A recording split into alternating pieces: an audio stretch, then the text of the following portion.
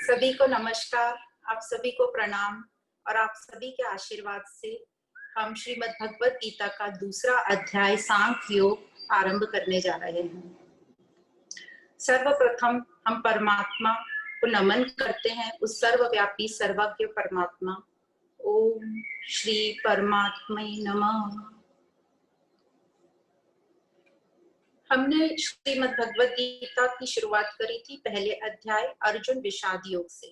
वहां हमने देखा कि कैसे अर्जुन दुखी हो रहा है और युद्ध ना करने की बातें कर रहा है और अपने आप को प्रूव कर रहा है कि मैं क्यों नहीं करना चाहता और मैं जो नहीं करना चाहता वह सही है। तो इस पूरे फर्स्ट अध्याय में अर्जुन विषाद योग हमने पढ़ा और हमने ये देखा कि श्री कृष्ण पूरे फर्स्ट अध्याय में सिर्फ अर्जुन की बातें सुन रहे थे और उन्होंने बीच में कहीं भी कुछ अर्जुन को नहीं बोला। तो यह बताता है हमें कि कितना धीरज था कृष्ण में, कि उनको सब पता था फिर भी वह शांति से सिर्फ अर्जुन की बातें सुन रहे थे। और फर्स्ट अध्याय के एंड में अर्जुन ने अपने शस्त्र रख दिए और बोला कि मैं अब युद्ध नहीं करना चाहता हूँ, युद्ध करने से तो अच्छा है कि मैं भीख मांग लूं या ये कौरव लोग मुझे मार दें और युद्ध करके मैं पाप का भोगी बनूंगा, तो फिर जो मुझे राज्य मिलेगा उसका सुख भी मैं कैसे ले सकूंगा। इतना सब कहते हुए अर्जुन निराश होकर बैठ गए। अब आगे जो दूसरा अध्याय आता है जिसका नाम है सांख्य योग, तो यहाँ ऐसे बताते हैं कि जो युद्ध शुरू हुआ था, युद्ध शुरू होने के ही पहले नियम बन गए थे। सब नियम जो थे दोनों पार्टीज को अच्छे से पता थे, पर युद्ध के दौरान सर्वप्रथम कौरवों ने युद्ध के नियम भंग करना शुरू किया। जब उन्होंने युद्ध के नियम भंग करना शुरू किया तो फिर श्री कृष्ण के नेतृत्व में पांडवों को भी युद्ध के नियम भंग करना पड़ा। यदि वो युद्ध के नियम भंग नहीं करते फिर तो निश्चित ही अधर्म की जीत हो जाती और यह युद्ध धर्म और अधर्म के बीच का था। इसलिए कई लोगों को ये शंका होती है कि कृष्ण ने छल किया और छल से ये युद्ध को जिताया, पर छल शुरू हुआ था पहले कौरव सेना की तरफ से। जब उन्होंने छल शुरू किया तो फिर पांडव सेना को भी छल करना शुरू करना पड़ा। अब अर्जुन तो पूरी तैयारी के साथ आए थे युद्ध करने के लिए और वो बरसों से इस युद्ध की प्रतीक्षा कर रहे थे। बहुत वर्षों से वो यह प्रैक्टिस कर रहे थे कि मैं ये कैसे युद्ध में भाग लूंगा और मैं कैसे इन सबको हराऊंगा। पर अब ये विचार क्यों आया कि मुझे तो युद्ध नहीं करना, ये सब करके तो मुझे दुख ही प्राप्त होगा।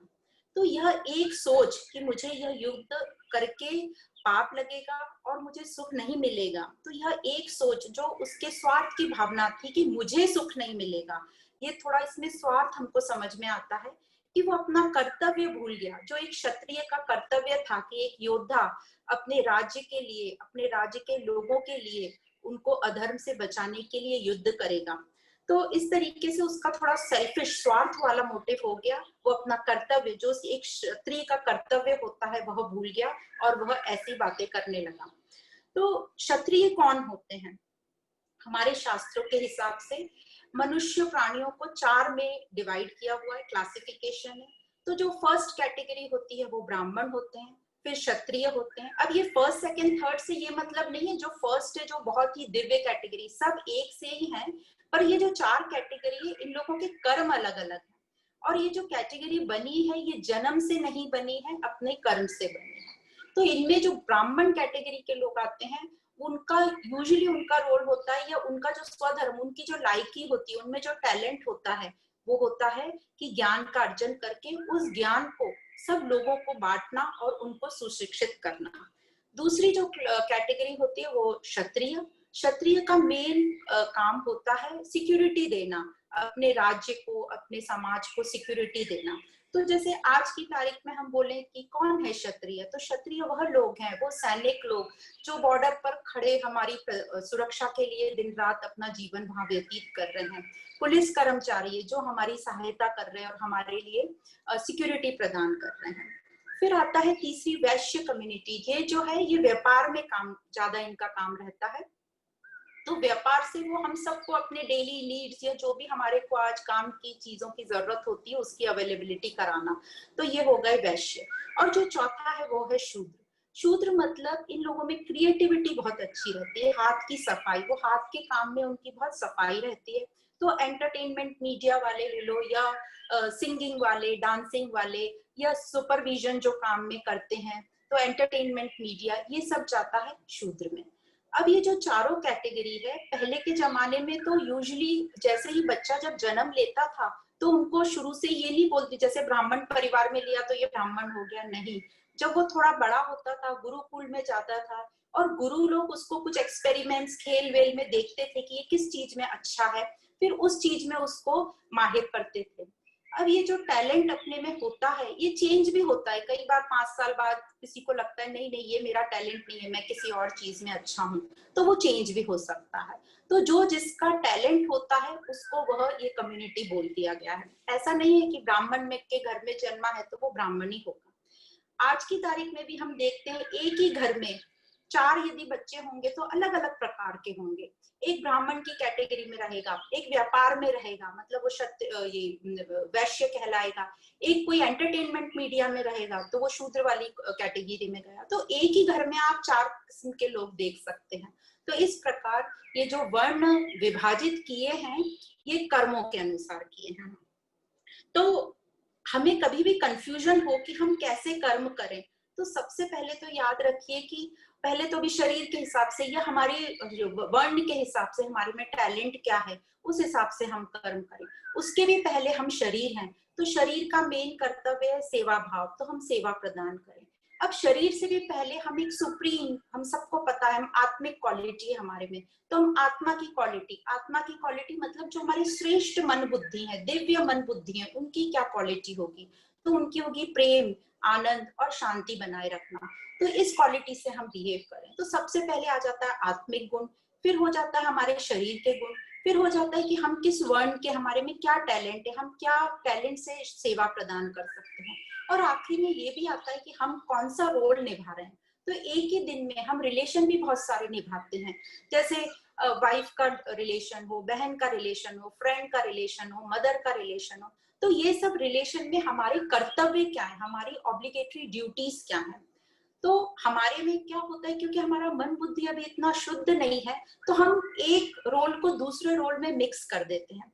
जैसे कुछ हमें किसी ने, हमारे बॉस ने कुछ कह दिया तो उसका गुस्सा हम घर आके अपने बच्चों पे तो हम निकाल लेते हैं, तो मदर की ड्यूटी हमने थोड़ी सी गड़बड़ कर दी।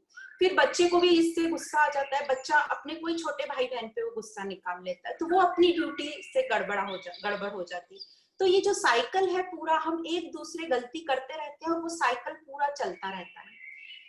तो हम क्या कर सकते हैं, हम सिर्फ जो हमारी ड्यूटी है वहां पर रोक लगा सकते हैं कि हम रोल मिक्सिंग नहीं करें, जो बात जहां की है वहां खत्म करके दूसरा रोल अपना अच्छे से निभाएं।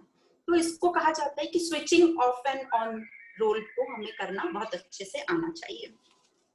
अब यहाँ पर हम देखते हैं कि सेकंड श्लोक से श्री कृष्ण ने सिर्फ 2 श्लोक में बोला कि अर्जुन तुम्हें ये अचानक से अज्ञान कहाँ से हो गया, ये तुम्हें कैसी तुम बातें कर रहे हो, कायरता रूपी तुम बातें कर रहे हो, और ये जो तुम बातें कर रहे हो यह तुम्हें कीर्ति भी नहीं दिलाएगा और न ही स्वर्ग दिलाएगा, यह बल्कि तेरी अपकीर्ति ही करेगा जो तेरे लिए बिल्कुल भी शोभनीय नहीं है। क्योंकि एक क्षत्रिय को हमेशा ऐसा रहता है कि मेरी जीत हो और मेरी फेम हो, मेरी कीर्ति हो। तो इसके लिए श्री कृष्ण ने पूरा एक सेंटेंस बोला, अन आर्य जुष्टम अस्वर्गम अकीर्तिकरम अर्जुन। मतलब अर्जुन ये तू कैसी अन आर्य जैसी बात कर रहा है। अन आर्य जुष्टम मतलब, आर्य का मतलब हम सब जानते हैं, आर्य मतलब वो महान लोग जिन्होंने अपने कर्तव्य कर्म बहुत अच्छे से करे हैं और अपने कर्तव्य कर्म करते हुए उन्होंने सेवा करी है समाज की, देश की, और फिर वो परमार्थ की तरफ बढ़ते हुए उन्होंने मोक्ष की प्राप्ति करी है। तो ऐसे दिव्य लोगों को हम आर्य करके संबोधित करते हैं। तो तू ये कैसी अनार्य जैसी बातें कर रहा है। और जुष्टम मतलब निरादर पूर्वक है, ये तेरे लिए शोभनीय नहीं है और ये तेरे क्षत्रिय योद्धा स्वरूप को बिल्कुल भी शोभित नहीं कर रही है। तो इस प्रकार कृष्ण उसको बोलते हैं कि ये तू अनआर्य जैसी बातें कर रहा है, यह न तो तुझे स्वर्ग दिलाएगी, मतलब तुझे सुख दिलाएगी, न ही तेरी कीर्ति करेगी। और क्योंकि क्षत्रियों को कीर्ति का बहुत क्रेज रहता है, तो ये तुझे अचानक क्या हो गया, तू ये अपनी कायरता छोड़। इसके लिए उन्होंने शब्द यूज किया हृदय दौर्य बलम। तुझे अचानक ये इतनी कायरता कहाँ से आ गई, इतनी कमजोरी कैसे आ गई, इसको तू त्याग कर और युद्ध के लिए खड़ा हो जा। जैसे हम भी अपने बच्चे कभी बोलते हैं कि हमें डर लग रहा है, एग्जाम देने का मन नहीं कर रहा है, तो हम थोड़ा उनको एनकरेज करते, नहीं नहीं तुम तो बहुत अच्छे हो, तुमने अच्छी पढ़ाई करी है, जाओ तुम एग्जाम देकर आओ। तो इसी प्रकार कृष्ण ने अर्जुन को यहाँ बहुत ऐसे अलग अलग नाम से संबोधित किया है। जैसे सबसे पहले उन्होंने कहा पार्थ। पार्थ मतलब कुंती का दूसरा नाम पृथा था, तो पृथा का बेटा पार्थ। तो जो पृथा, कुंती का जो नाम है पृथा, यह कुंती को ही यह बोला गया कि वो बहुत ही बलवान थी, बहुत ही विवेकशील महिला थी। तो उसको बार बार उसकी माँ की याद दिला रहे हैं कि तू इतनी वीर माँ का बेटा है, तू ऐसी बात कैसे कर सकता है।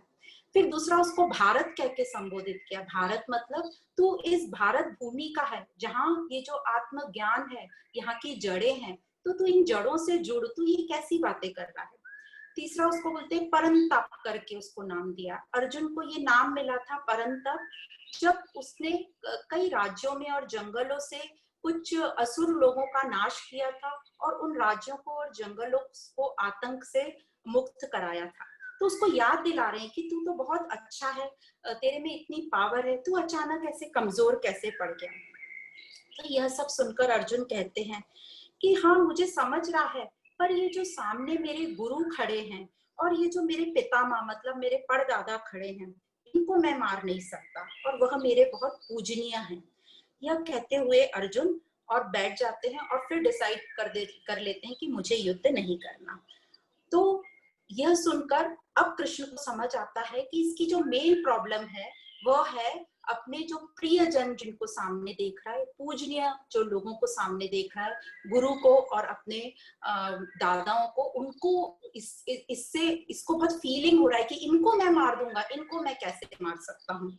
और तो यहाँ पर श्री कृष्ण ये बताना चाहते हैं कि जब हम अधर्म और धर्म के प्रति जब लड़ने के लिए खड़े होते हैं, तो जो भी कोई अधर्म की साइड में है, हमारा इंटेंशन तो अच्छा है, हमारा तो भाव तो अच्छा है कि हम धर्म की स्थापना करने जा रहे हैं, पर बाहर एक्शन हमारे अलग अलग हो सकते हैं। और यहाँ पर बस ये बोलते बोलते ही अर्जुन आगे बोलने लगता है, कार्पण्य दोषोपहत स्वभाव पृच्छामि त्वाम धर्म समूढ़ चेतः यत् श्रेयस्याम निश्चितम ब्रूहि तन्मे शिष्यस्तेहम शादीमाम त्वाम प्रपन्नम। ये 7वां श्लोक है 2nd अध्याय का। और इस श्लोक को बोलते से ही, ऐसा बोलते से ही कृष्ण जो है अपना ज्ञान शुरू करते हैं।